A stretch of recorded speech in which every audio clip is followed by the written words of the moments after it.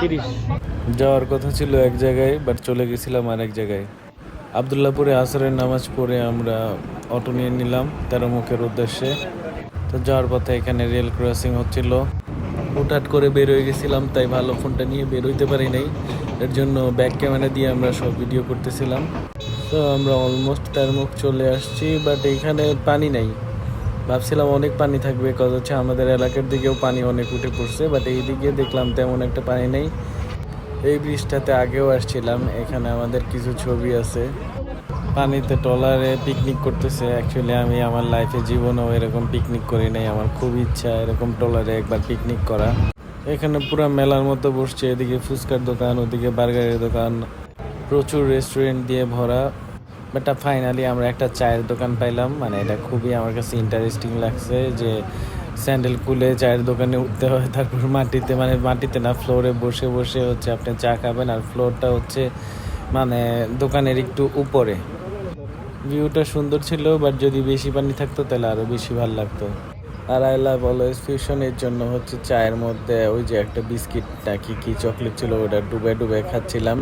আসলে মজাই লাগতেছিল, মালাই ছিল, তো ভালো ছিল।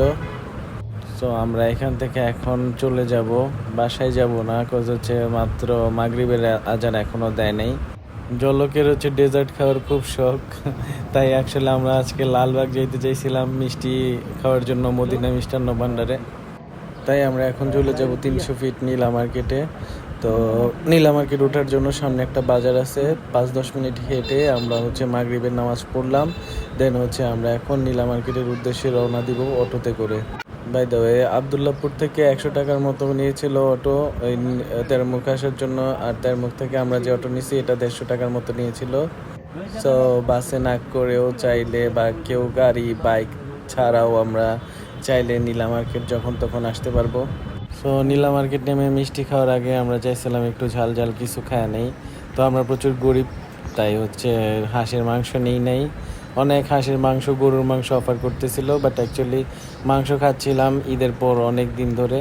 তো ভাবলাম যে না, ভর্তা টর্তা দিয়ে কিছু খাই। তারপর যে সন্দেশ টাইপের ইয়েগুলো দেখলেন, ওগুলো হচ্ছে 20 টাকা করে ছিল, মজা ছিল।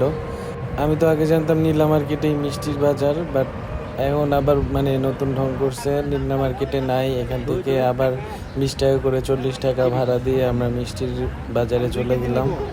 এইখানে রসমালাই আর হচ্ছে চমচম আর এই যে এইগুলা এত মজার ছিল, মানে এখনো আমার মনে হয় মুখে লেগে আছে। দেন ওইখান থেকে আমরা চিন্তা করছিলাম বাসে করে চলে যাব মানে আমাদের টঙ্গীতে বাসায়, বাট পসিবল হইলো না।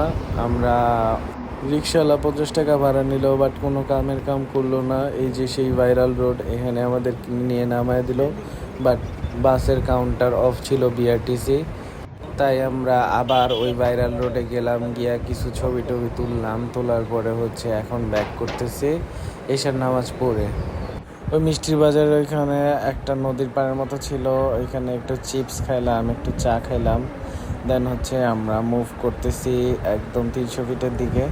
বাই দ্য ওয়ে, ভিডিওগুলো প্রচুর উল্টাপাল্টা হয়ে গেছে, তাই আমার ভয়েস দিতে অনেক বেশি প্রবলেম হচ্ছে। আমরা 300 ফিটের ওইখানে নাইমা হচ্ছে পোলার আইসক্রিম খাইলাম, দেন খিলক্ষেতে এসে একটা বাস উঠলাম। বাসে প্রচুর ভিড়াভিড়ি ছিল, মানে প্রচুর ভিড়। আওয়ার জার্নিটা প্রচুর ভালো ছিল, আর ব্যাক করার জার্নিটা আসলে পিঠ কাঁধ ব্যথা হয়ে গেছিলো। অ্যাকচুয়ালি ব্যাক করার জার্নিটাও যদি এরকম হইতো অটোতে বা রিক্সায়, তাহলে খুব ভালো হতো। Thanks for watching, tata.